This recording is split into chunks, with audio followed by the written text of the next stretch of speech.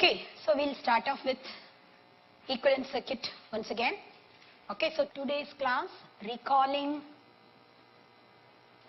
equivalent circuit of the transformer. That is the first thing we are going to do. The second thing what we are planning to do is methods of reducing leakage. Then the third thing that we are going to look at is determining the equivalent circuit parameters of the transformer by open circuit and short circuit test. So we will be looking at those as well. We will also look at the load test, right? Then we will look at actually voltage regulation and efficiency along with phasor diagrams also, because some phasor diagrams will be needed for the calculation of, the voltage regulation, not for efficiency, but definitely for voltage regulation we will need that, right? So this is the plan for today's class.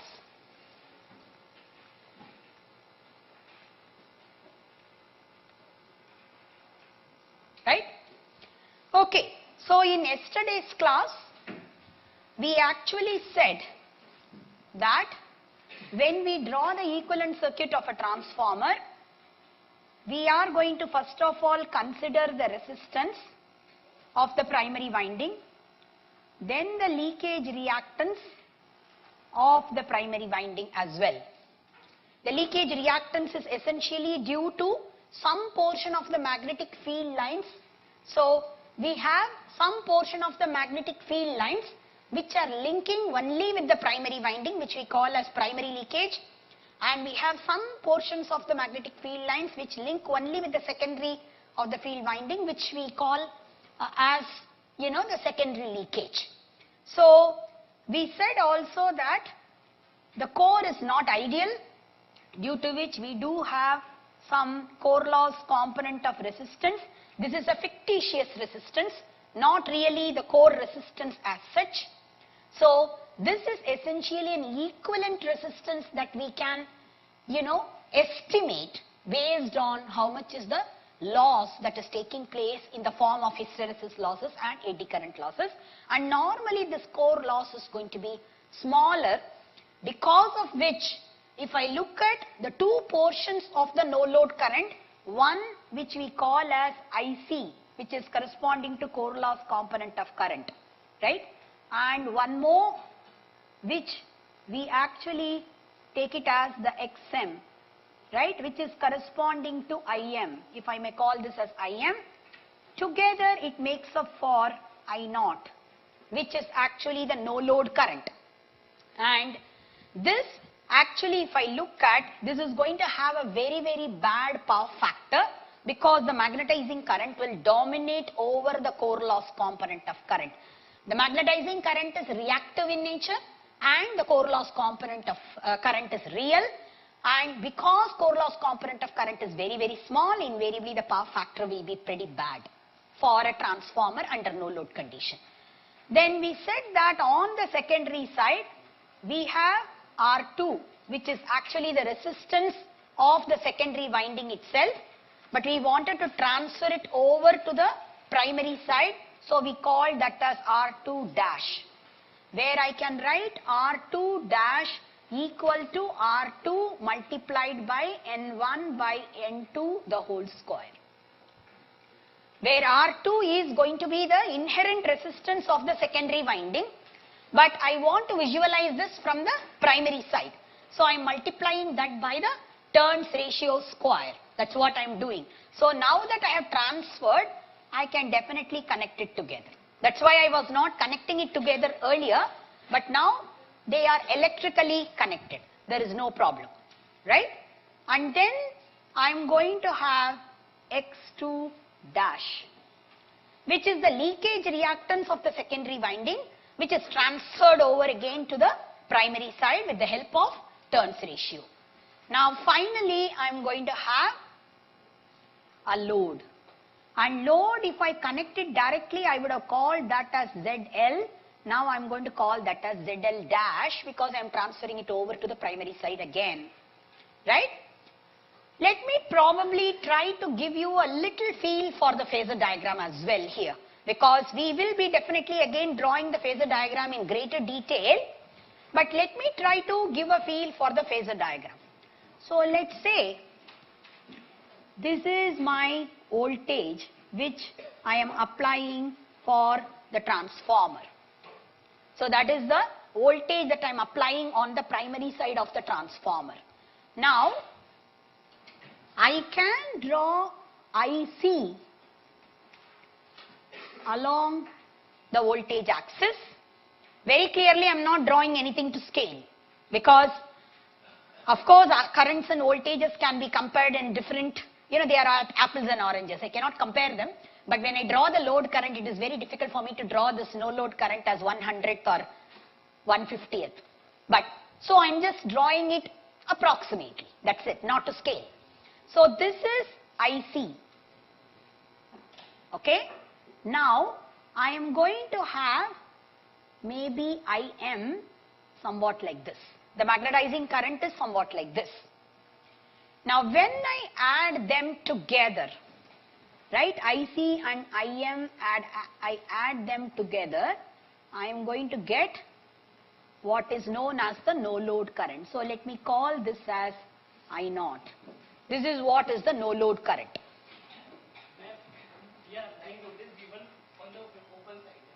Yes, in the primary side. Yeah. This is V1. Here I am applying V1.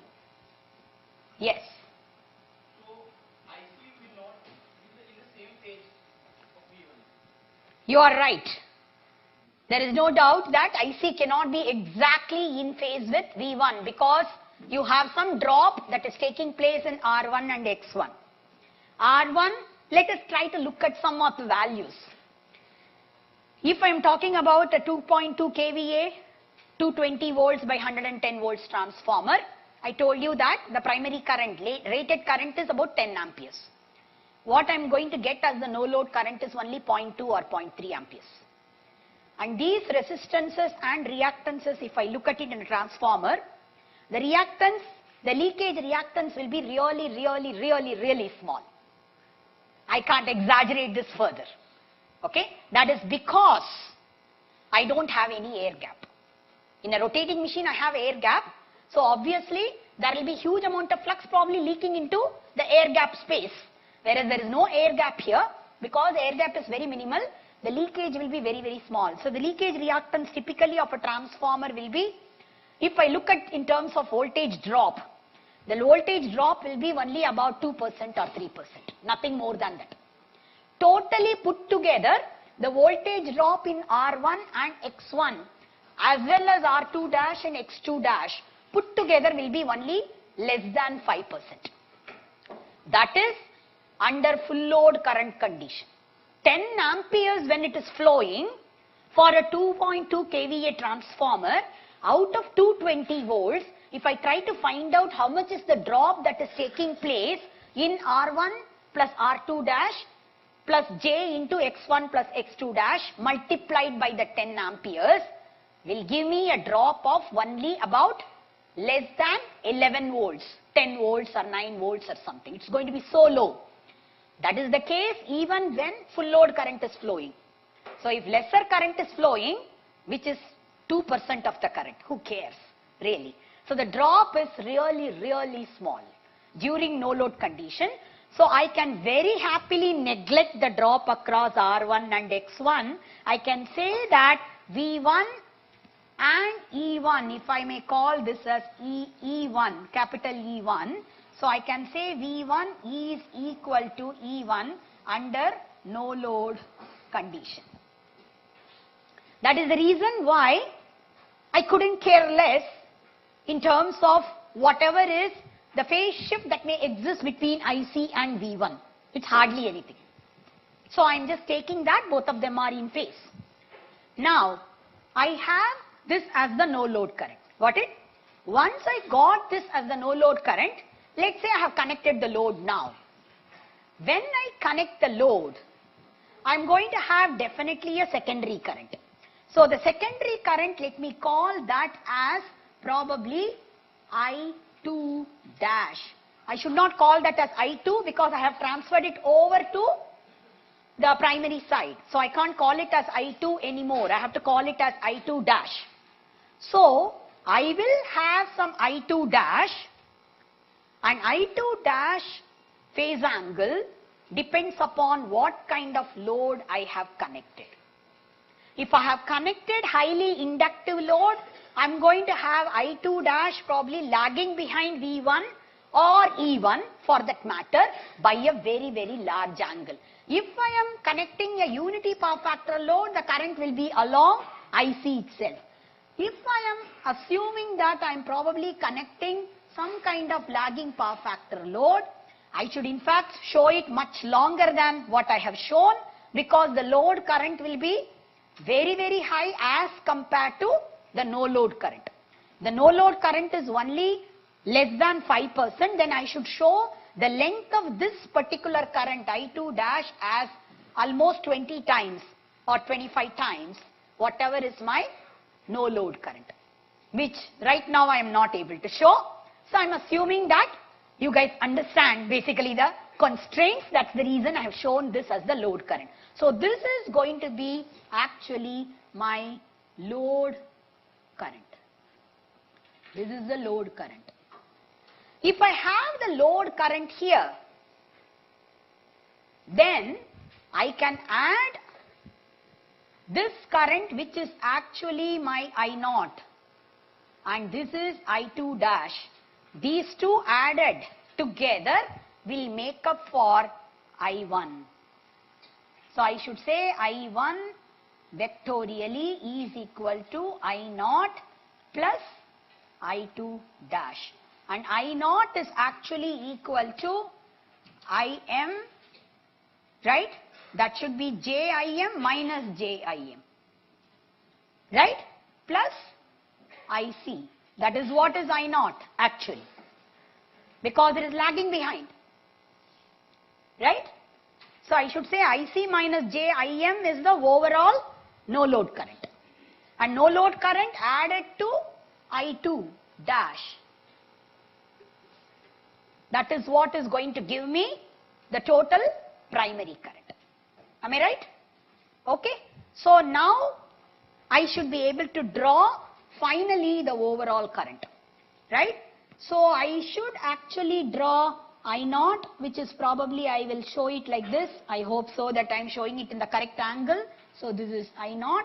So now both of them added together, I should have this as I1. This is the overall I1.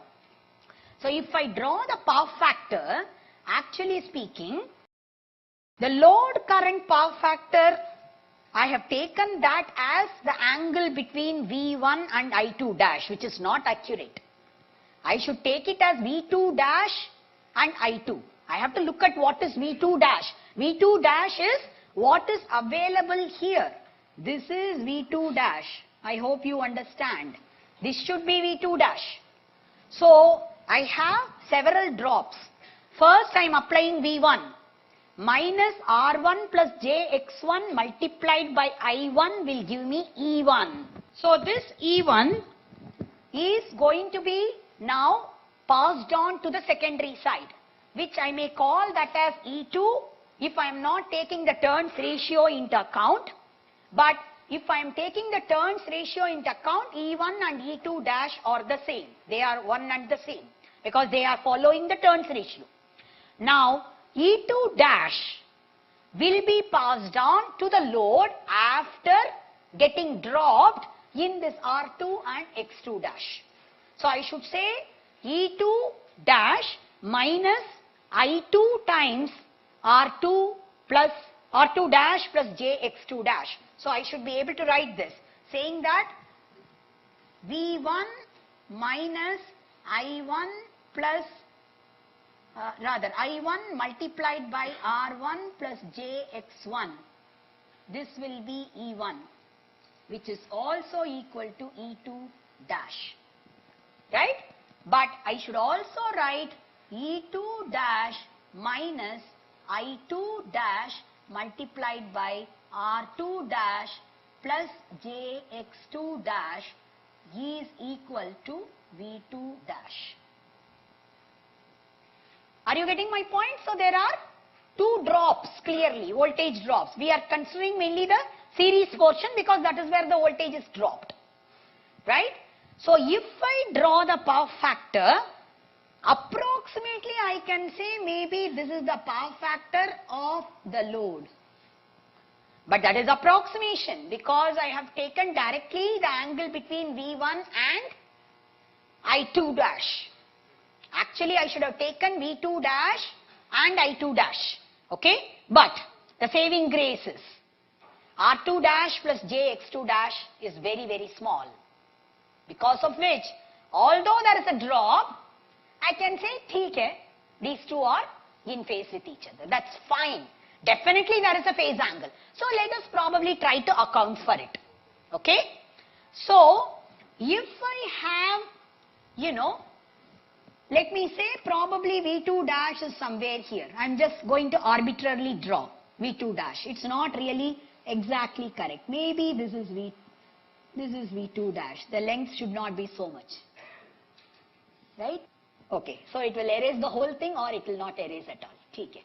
Fine. So this is what is V2 dash. Fine. This V2 dash, to that I have to add what?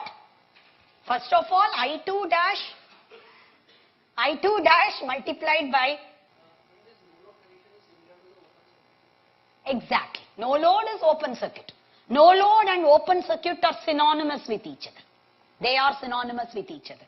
Okay, so to V2 dash, I have to add first of all I2 dash multiplied by R2 dash plus JX2 dash. That is the first thing I have to do.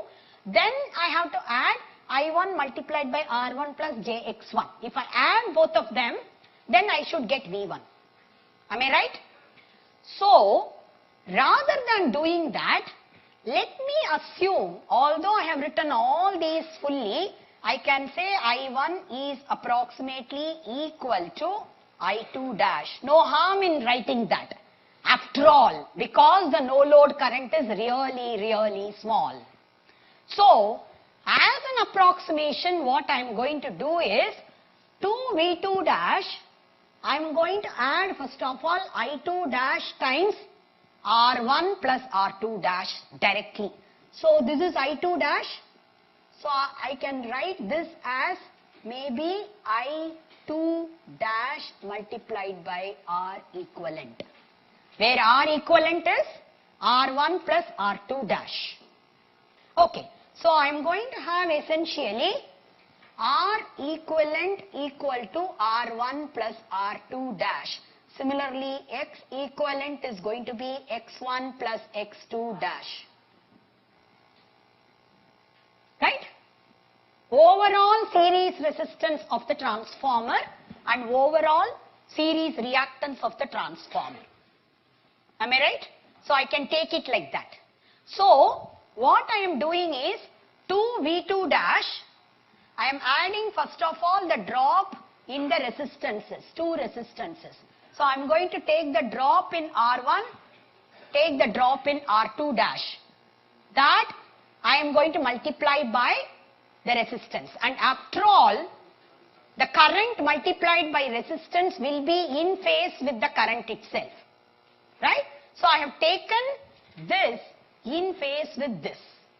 These two are in phase. And to this, I have to actually draw a perpendicular. So, I have to take it like this. If I drop a perpendicular, that perpendicular is indicating that the resistance drop and inductance drop will be at right angles to each other. I hope you understand. The current and the resistance drop will be in phase with each other. And the current and the inductive drop will be perpendicular to each other. So, once I write this as I2 dash multiplied by X equivalent. then I have to just extend this and then say this is what is V1. This entire red line is V1, not the original blue line. This entire red line is V1, right? Okay? So, I can draw the phasor diagram indicating separately R1 and R2 dash drop and X1 and X2 dash drop. Rather than that, I have put both of them together so that I look at the overall terminal voltage vis-a-vis whatever is the voltage that is applied from the primary side. So that's what I have taken as the overall, the drop that takes place within the transformer. So let me again recall the phasor diagram step by step because I have made a little bit of modification here and there. First of all, we drew a voltage which is the applied voltage, V1. From there, we first drew the no load current. So the no load current has two components. One is core loss component of current which is in phase with the voltage. The other one is the magnetizing current which is at 90 degrees. Although it doesn't look like 90 degrees in the figure I have drawn, but it should be exactly at 90 degrees. When we add these two, we are getting the no load current. So I0 is the no load current. Where we are adding IM and IC, both of them. So I0 is the no load current. Once I get I0, my no load phasor diagram is done almost. After that, I have to include the load or take the load into account. The load current that is flowing is I2 dash. Okay? Actual load current flowing is I2. I have taken it with the help of turns ratio to the primary side and I am calling that as I2 dash. Now, this I2 dash and I0 added together will give me I1. So, I should have taken into consideration when I take the drop through R2 and X2 dash, only I2 dash. Whereas, when I take the drop in R1 and X1, I should have taken I1, which will include the no load current as well. But the no load current is only less than 5% of the full load current. So, it's okay if I neglect it. So, I am taking as an approximation I1 equal to I2 dash. So, now what I am doing is I1 or I2 dash I take into consideration and I take all the drops that are taking place in the series parameters like R1, R2 dash, X1, X2 dash. So, R1 plus R2 dash I am calling as R equivalent and the drop in that R equivalent will be in phase with the current. So what I have as the current, I can just take parallel to that I2 dash times R equivalent. And then perpendicular to that will be X equivalent drop. So I have taken I2 dash times X equivalent. When I add these two, actually I can drop a vector here which is I2 dash times Z equivalent, if I may call it as that. So I could have drawn a vector here which will actually show me as I2 dash times Z equivalent. If I feel like, I can show it. Now, V2 dash plus whatever is the drop that has taken place in the impedances within the transformer, series impedances within the transformer, these two added together gives rise to V1. Right? So that is what is actually my V1. So if you actually look at it in a transformer, between V1 and V2 dash, the phase angle will be really, really small, normally. Right? So that is the reason it's alright sometimes to start off the phasor diagram assuming that V1 and V2 dash are at the same phase and you start drawing the phasor diagram and then when you get more parameters, you try to make small little amendments. That's what we do. Right? Is this clear? The phasor diagram of the transformer, is this clear? Any questions on this? Yes.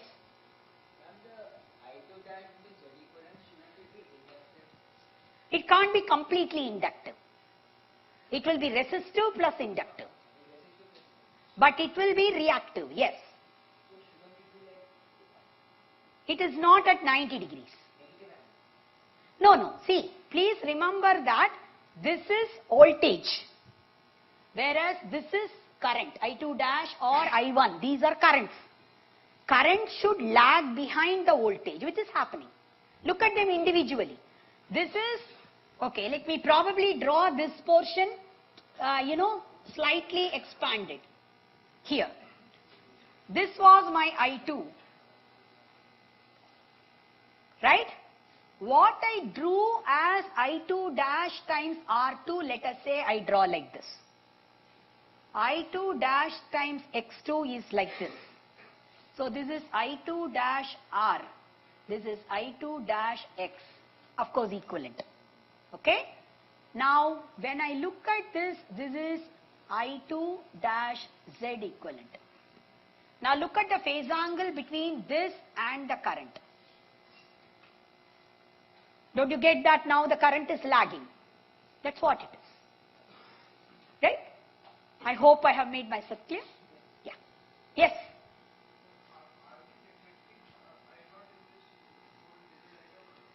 We are neglecting when finally we drew the voltage drop. We didn't neglect it initially. That's why we wrote very clearly IC, IM, sum of that is no load current. Then that no load current we added to I2 dash and we said that was I1. But finally when I was writing the drop, I could have written I1 times R1, I1 times X1 plus I2 times R2, I2 times X2. All these things added together will give me the total voltage drop. But it is actually hair splitting. You don't really need so much of hair splitting. So we will try to work out maybe one problem at least, right from the parameter estimation of a transformer until voltage regulation and efficiency calculation. So that will give you a feel for what kind of values we are getting. If we neglect it, heavens are not falling. That's what it means, right? So engineering approximations are always done so that finally what you obtain as experimental values somewhat coincide with the actual calculated values, then you say your assumptions are okay. That's all, right? So we are not going to do as accurate calculations as a mathematician does. Definitely not, right? Okay. So having said that, now we have to go and take a look at first of all whether we would be able to get these values, that is R1, R2 dash, X1 and X2 dash, and similarly the values of RC and XM at least to a good accurate extent, that is acceptable accuracy, whether we will be able to get them experimentally. That is one thing we'll have to do. Second thing, we also know now that the voltage drops that are taking place in R1, R2 dash, X1, X2 dash are uncalled for. But we have to live with them. Can we minimize them? So these are two questions that we are going to answer in the next few minutes. Okay? So first thing is whether we can decrease, can we reduce the voltage, the series voltage drops. That is the first question that we are going to answer. If we want to reduce the voltage drop, R1 and R2 dash first of all have to be decreased. The maximum we can do is to use a material which is of very, very low resistivity. That's why we normally use copper coils, although copper is more expensive. Most of the transformers use only copper coils, right? But sometimes when we buy it from the grey market, what they do is already used copper in any old motor or something, they take it out, just beat it up again so that it looks good copper, it looks like good copper, and then they put it up, and invariably we find that the transformer fails within a few days. So generally, at least in the laboratory when we buy, we make sure that we test it properly, all the parameters of the transformer, and only when we know it is fairly good, we release the payment. That's what we do. And we try to order it from fairly renowned industries, right? So this resistance being low is important to make sure that the performance index of the transformer, like efficiency and voltage regulation, that is the voltage drop, should be contained within a particular limit. So these things should be done. So resistance, yes. Ma'am, what happens to the copper if we use that? If you use it, see, basically it gets oxidized, definitely. And when it gets oxidized, unless you remove the oxidation portion, the resistance will not decrease. What these people do is, Ma'am, current is flowing inside the copper, not on the upper surface. everywhere you are taking into account when you actually choose a wire for a particular gauge thickness, you are going to assume that the entire cross-sectional area is occupied by the current. So if the outer shell is not occupied by the current because it is highly resistive, then you are overheating the inner core, which is not good, right? So generally it is not, it is not a good idea to choose a wire whose thickness is less than what you anticipate as the current limit. So generally you go with the consideration that you will give a factor of safety of 1.25 or 1.5. So if I expect that 15 amperes of current has to flow through my copper coil, I would say what is the amount of current density the copper can withstand, and I will put generally 1.5 times 15 as the factor of safety, and then I will choose correspondingly, depending upon the current density, what is the area of cross section I have to choose for the wire. That is how we choose. Okay, so first of all, R1 and R2 dash should be as low as possible. So this will be ensured by choosing a good quality copper wire, normally. The second thing we would like to do is very clearly to reduce the leakage. So to reduce the leakage flux, what we are going to do normally is to put the primary and secondary as much as possible sandwiched in the same limb. So if I say that this is what is the transformer's core, right? I may put actually primary here. Let us say this is the primary coil. Then I may put the secondary coil right beneath that. Again I will put the primary here. Then I will put the secondary once again here. Similarly, I will put it on the next limb also. So I am going to have the primary and secondary, secondary sandwiched continuously, and of course I have to connect these two in series. I will have to connect these two in series. Similarly, I have to connect these two in series. So I have to necessarily connect them, no doubt, because all the turns have to come in series. Only then I am going to get n times voltage per turn equal to the overall voltage. So I have to connect them in series. But I will have essentially primary and secondary sandwiched in one particular limb itself, and the next limb also, yes.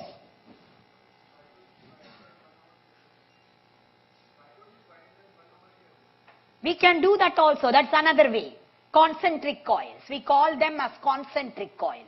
So this is in case both of them are of comparable voltage.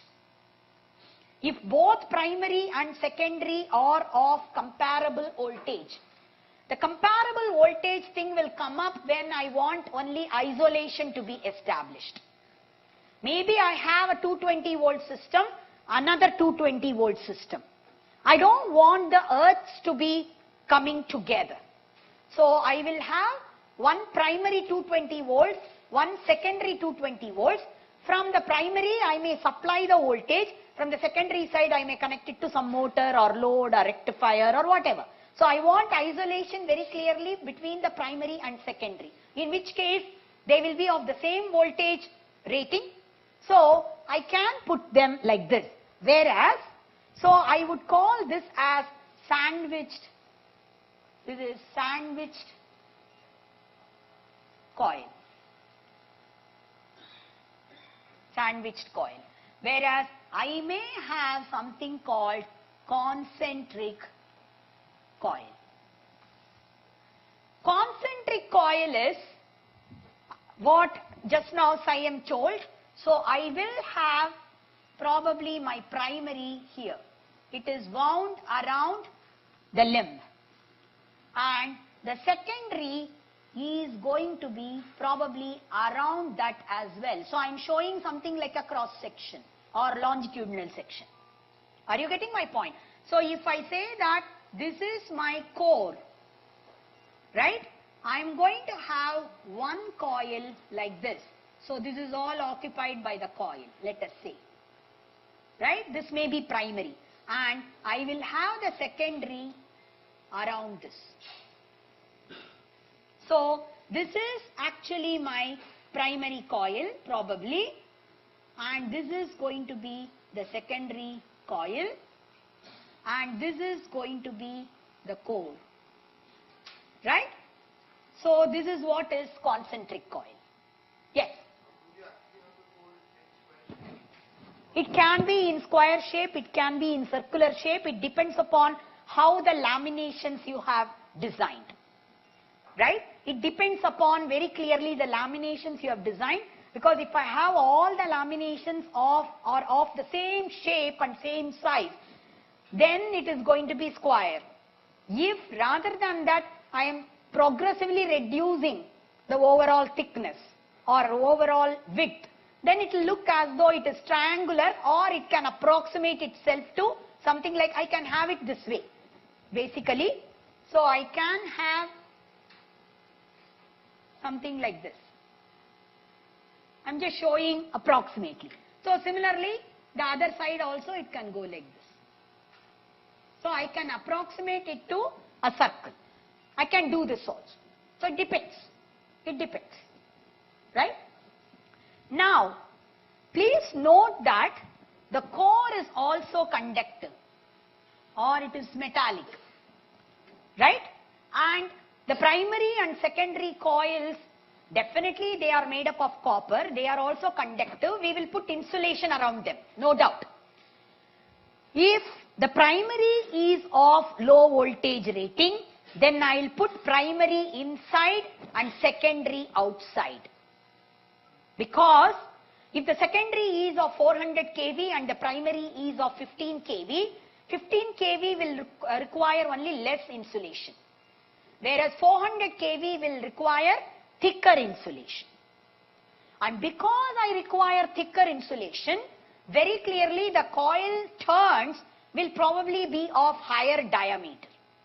Because it will be really thick, it will be very difficult to wind it into a smaller diameter coil.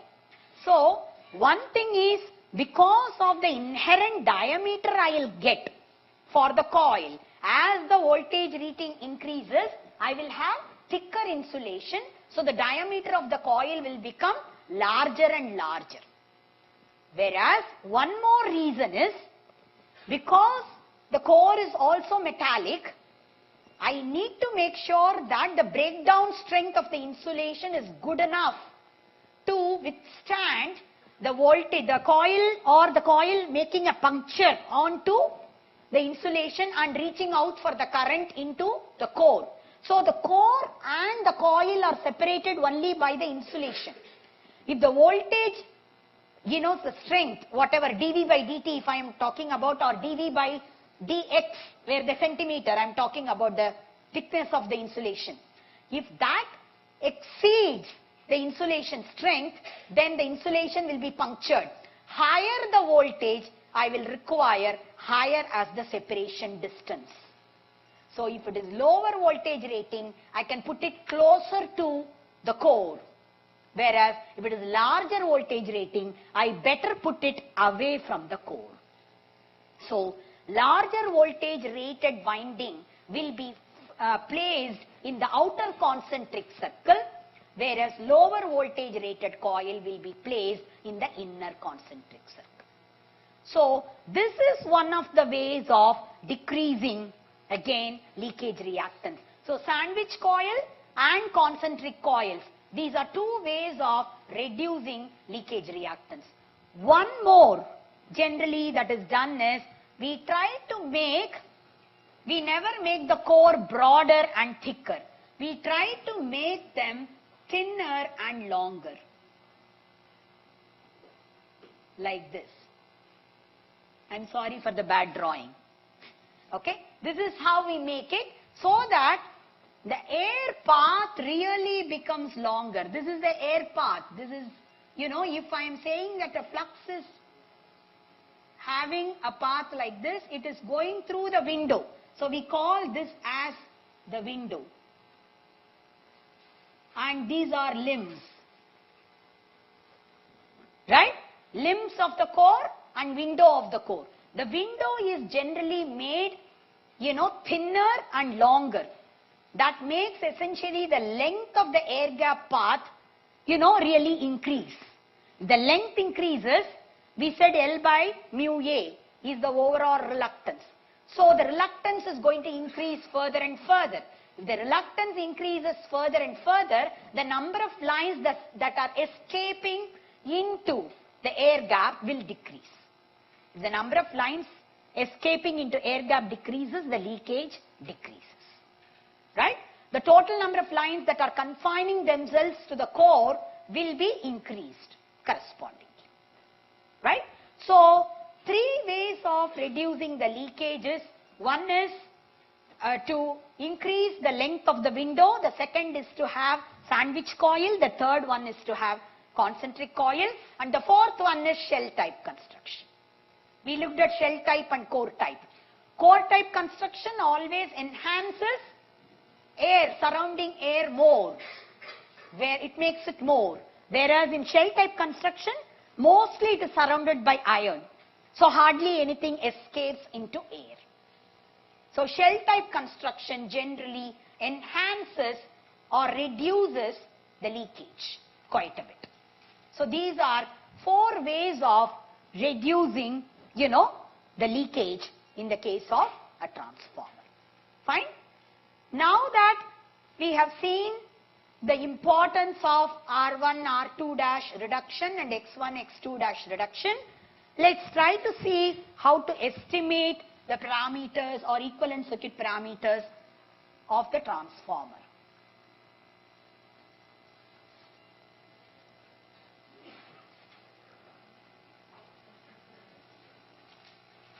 Okay, so let us try to look at two tests that are commonly conducted in a transformer to ascertain the equivalent circuit parameters of the transformer. So, one of them is open circuit test or no load test. The other one is short circuit test. Rather than doing this, we could have simply loaded the transformer.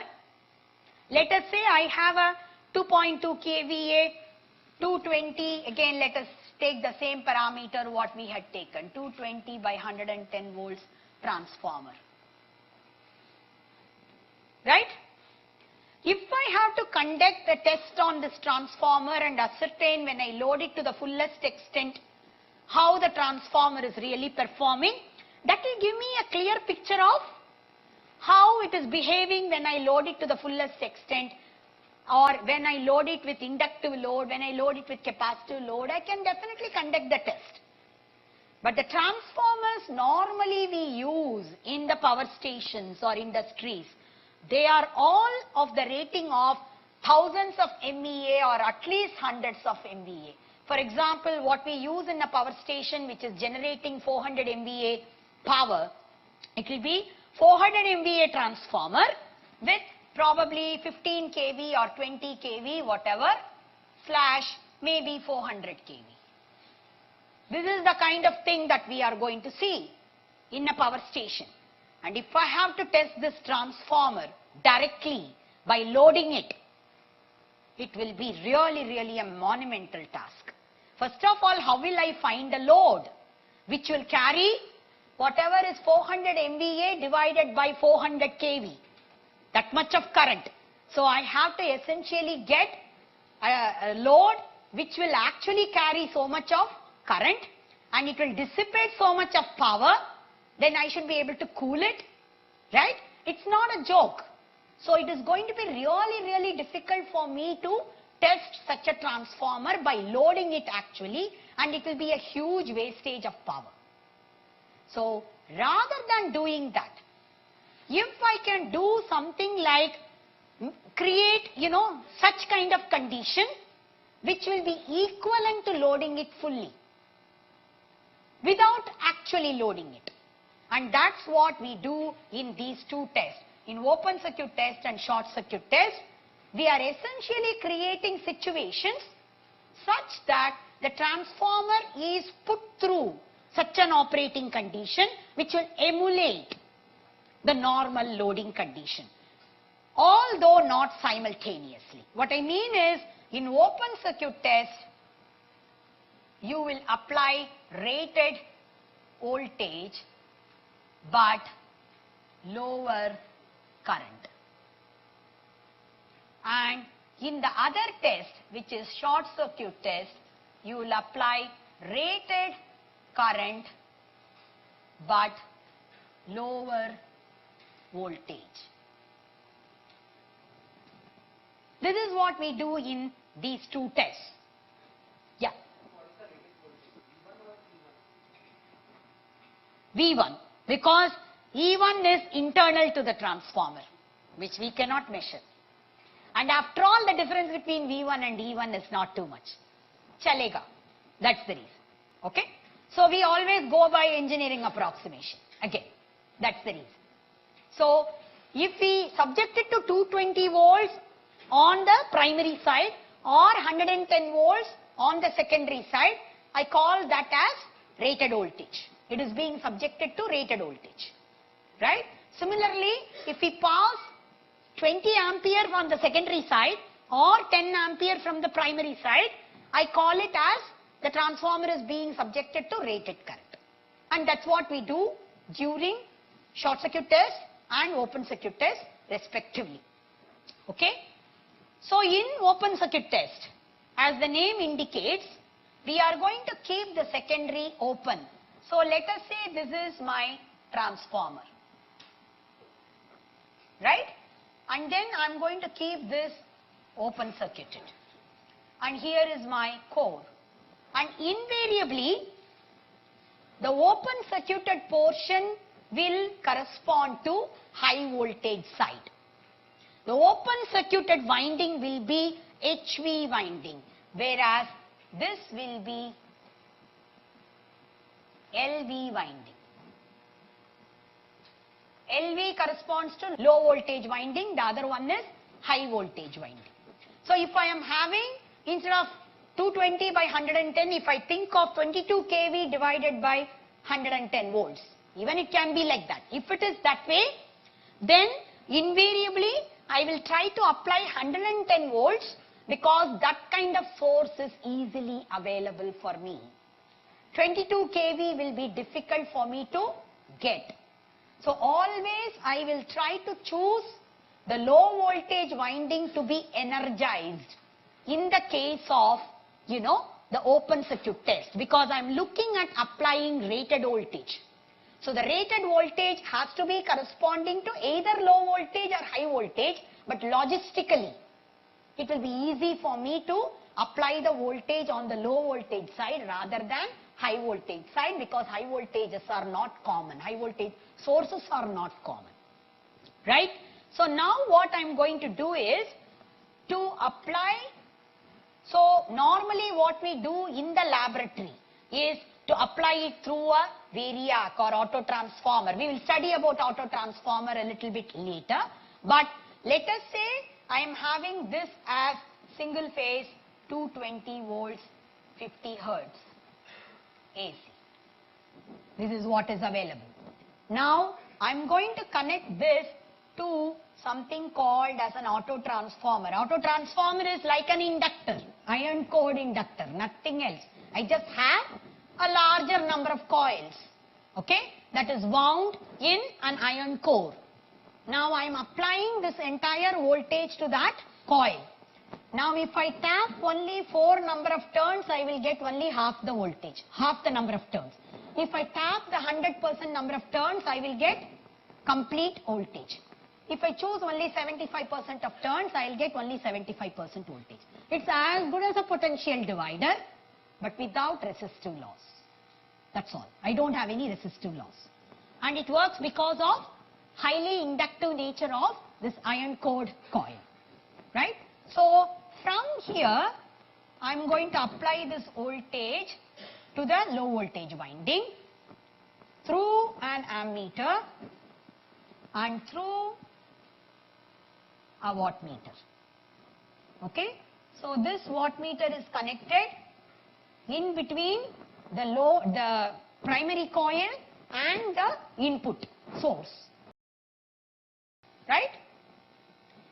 Now, please note that there is no current flowing on the secondary side. So I2 is 0. So what I am having as I1 here will be equal to I0. That is actually the no load current itself, nothing more than that. So what I am getting in the open circuit test is only no load current. And as we know, the no load current of a transformer is really small because of the no load losses being decreased and also the permeability of the core being very high.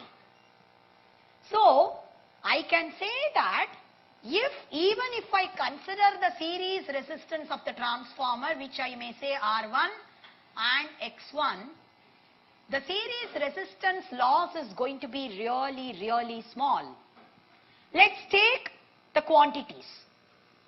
If I say that at 100% load, I am going to have I1 square R1 to be 100 watts, let's say.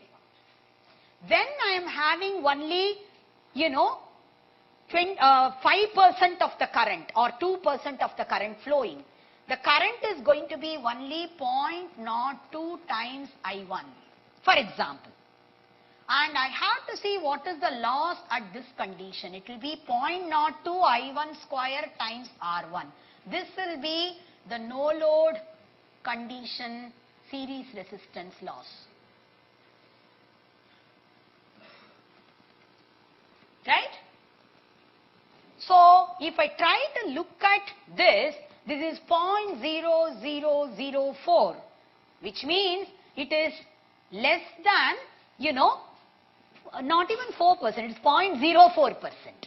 0.04% of what I would have incurred in R1 as the loss under full load condition.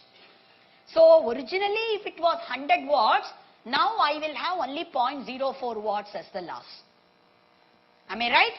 Which means it is going to be really small, so I can afford to neglect it. So under no load condition, we take it that the series parameters hardly ever play a role in the voltage drop as well as in the power loss. So the series parameter that we can even consider is R1 and X1, because R2 and X2 don't even have any role to play. It's not even carrying any current.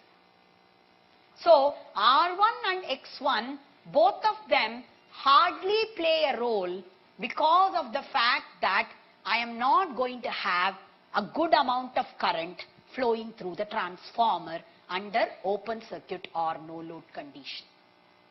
Right? So I can say in general that in open circuit test, what we get as the wattmeter reading. So if I may call this as W0, W0 will be basically only the core losses. It will not contribute to anything towards copper loss. Think about it again. I am applying rated voltage at rated frequency. So the flux will be at rated value. Are you getting my point? E equal to 4.44 F phi m into number of turns. This is what we wrote as the equation. So if I am talking about E1, This is N1. So if I look at the flux value, if I am applying rated voltage, whether it is from the primary side or secondary side, it doesn't matter. The flux is going to be at rated value as long as the frequency and voltage are at rated value. So if it is at rated value, then I am essentially looking at the overall magnetic circuit depicting a behavior which is very similar to nominal operating condition. So under normal operating condition, however the magnetic circuit may be, that is what is the behavior depicted by the transformer under this condition. So if the flux is at rated value, the frequency is at rated value, the voltage is at rated value, I can say the core losses will be at rated value. Whereas the copper losses are very, very minimal. So whatever is the reading I am getting from the wattmeter, I would call that as the rated core loss or no load loss. The core loss incidentally is also called as iron loss, and they may also be called as copper loss, constant loss. Constant loss we call it because we assume that if the transformer is rated for 50 Hertz and 400 volts, it will always be operated at 400 volts and 50 Hertz. Hardly ever we operate it at lower voltage, hardly ever we operate it at a different frequency than what it is rated for. So we assume that as long as the voltage and frequency are kept as a constant, the iron losses or core losses are constant, so we call them as constant losses. So it's called as constant loss because the voltage and frequency will be normally maintained as constant. That's the only reason. Right? So what we get out of the no load test is we are going to get W0, V0 and I0. These are the three readings that we are going to get. V0 invariably will be rated value. I0 will be probably less than 5% of I rated if it is a well designed transformer, and this is going to be core losses. Right? So I should be able to get rest of the equivalent circuit parameters in the parallel circuit, because the parallel circuit is the one which is talking so much about magnetism, the parallel portion of the equivalent circuit. So I should be able to say W0 equal to V0 I0 cos phi naught. So cos phi naught can be deduced. Right? Once I have cos phi naught, I should be able to say, see, we drew the phasor diagram, if you may recall. If this is V, I'm going to have IC along this and I'm going to have IM along this. So the resultant current what I get will be somewhere here, which is corresponding to I0. And if I may say, this is what is phi naught. This is phi naught. Right? If this is phi naught, I should be able to say that I0 times cos phi naught will be IC and I0 times sin phi naught will be IM. Right? Once I get this, I can say simply V0 divided by IM will be XM. Right? Because they are in parallel. So I should be able to say V0 by IC is RC and V0 by IM is XM. Had it been an ideal transformer, what would be the value of IC, RC and XM? If it had been an ideal transformer, how much will be XM? Infinity or 0? Sure? Infinity? It has to be infinity because Im has to be 0. I should be able to establish the flux without any current. If the permeability is infinity, without any MMF, I should be able to establish flux within the core. So, for an ideal transformer, these two should be infinity. Because I will not have any IC, I will not have any Im, I should not have any core losses, I should not have any requirement for the current for establishing the flux. Right? Okay? So, we will, yeah. RC, if RC is 0, IC will be infinity. So, if IC is infinity, the no load current of the transformer will get to infinity. In a transformer, if I am not connecting any load, if it is an ideal transformer, the no load current should be 0. Got it? So, I can't have RC to be 0 either. What you say is right. If RC is 0 or IC is 0, I should get core losses to be 0. But, although that is true, if I have RC to be 0, the no load current will literally become infinity. They are in parallel. Remember that. RC and XM are in parallel. So, if RC is 0, I will have no load current reaching infinity, which will not be the case, which should not be the case. Got it?